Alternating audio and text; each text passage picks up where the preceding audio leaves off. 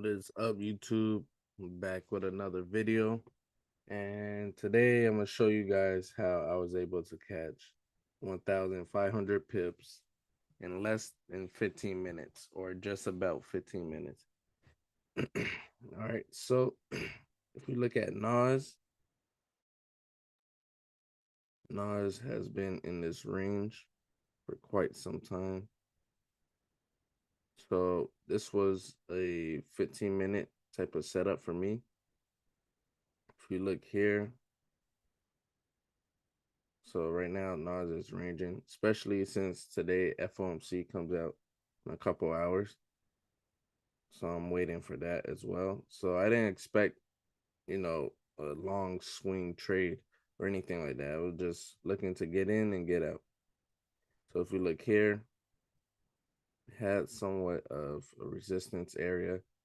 Let me drop down to a lower time frame to see it better. Let's say the 15 minutes. So I took this trade off based off of the 15-minute time frame. So if you see here, we had this movement down, this big push down. So I was expecting a retracement, preferably to this resistance area, which was support, which is now resistance. So market broke below, and as we know, whatever gets broken, 9 times out of 10 will get retested. So I drew my fib from this high here to this low, and then waited for price to either come. My key fib areas are here. However, I tend to take setups off of the 61 fib every now and then if it makes sense. So this trade makes sense to me because we were at a resistance area here. As you see, the market was having trouble to break above. So that's why I was looking for sales. So if I zoom in, I waited for price to break below here, which it did. Eventually, it broke below, then came back up. So I drew my fib from here to here and was able to catch another entry. Well, I was able to catch my entry from this fib level, all based on, everything I said earlier, all based on this retest to my 6.1 fib, 61 fib. So that's pretty much what I did to catch this sell down, and it immediately started tanking. If we look here from a stop loss, I put my stop loss above the range.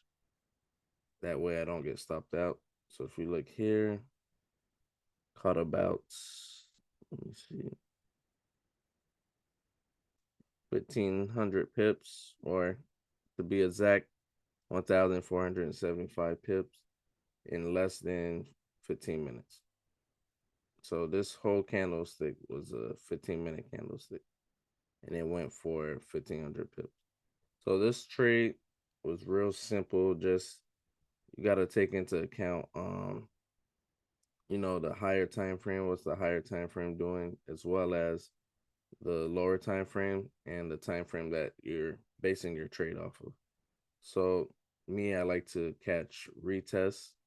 So I like to look for an area that's been broken. Then I like to wait for the retest. Then I like to scale in. So that's pretty much what I did. So just to recap, we had this movement here, strong push down, which means market can't just go down forever. The market has to come back up to retest, or has to come back up to do a pullback, which happened here. We get this retracement to a key area. We look for our selling confirmations. Market was at resistance, and then it broke below this area, came back up, gave us our entry. Now we sell. Now, the reason why I didn't target any lower than this area is because, if you remember, we're consolidating on a higher time frame. So we're at a strong support area. You look here, we hit multiple times. We hit this area multiple times and couldn't break below. So it doesn't make sense for me to target my take profit lower than this area. So my take profit was exactly this area. And as you can see, as soon as that area got hit, the market started to reverse and buy up.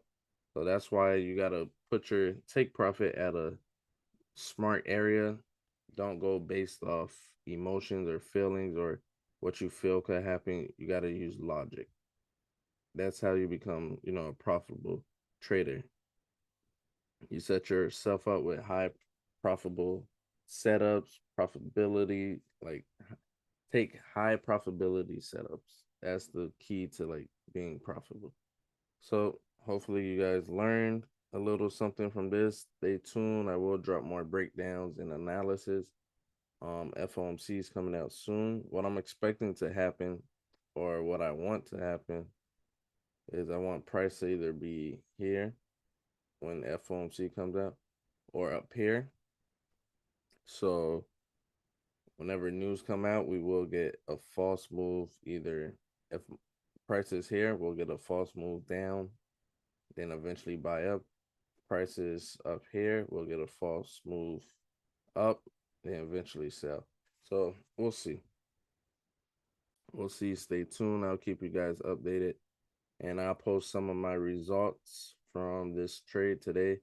Trading doesn't require a lot of time. That's the beauty about trading. It doesn't require a lot of your time. You just get on the chart, you look for your setups. If your setup's not there, you don't trade. If your setup's there, you get in the trade, you set and forget, and you don't worry about it. It's either gonna hit your target or it's gonna hit your stop loss. There's only two outcomes. All right. So I'll keep you guys updated. See you guys in the next video.